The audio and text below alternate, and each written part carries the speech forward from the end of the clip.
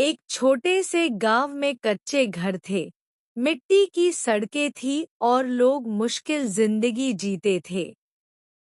इसी गांव में रमेश नाम का एक गरीब लड़का अपने माँ बाप के साथ रहता था।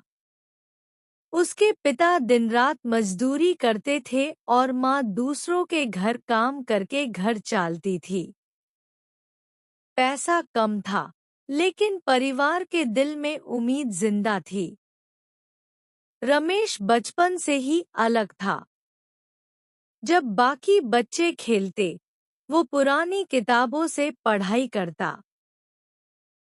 रात को दिए की हल्की रोशनी में वो अपने सपनों को लिखता और सोचता कि एक दिन वो अपने माँ बाप को इस गरीबी से बाहर निकालेगा। गांव के कुछ लोग उसका मजाक उड़ाते थे, कहते थे कि गरीब का बेटा कभी आगे नहीं बढ़ सकता, लेकिन रमेश ने कभी उन बातों को दिल से नहीं लगाया। उसकी माँ हमेशा उसके सर पर हाथ रख कर कहती, बेटा, तू जरूर कुछ बनेगा। माँ के ये शब्द रमेश के लिए ताकत बन गए।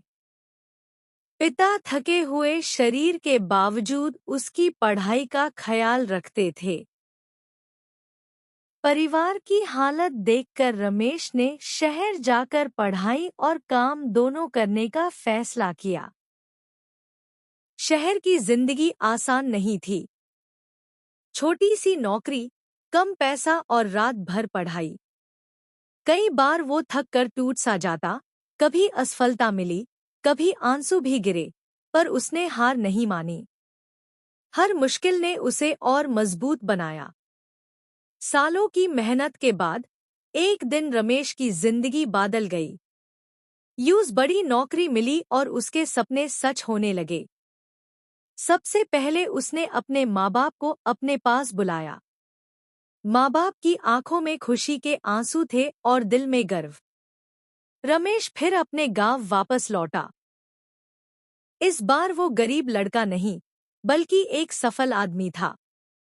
उसने गांव के लिए स्कूल बनवाया, सड़कें ठीक करवाई और लोगों को नए मौके दिए। जो लोग कभी उसका मजाक उड़ाते थे, आज उसी पर गर्व करते थे।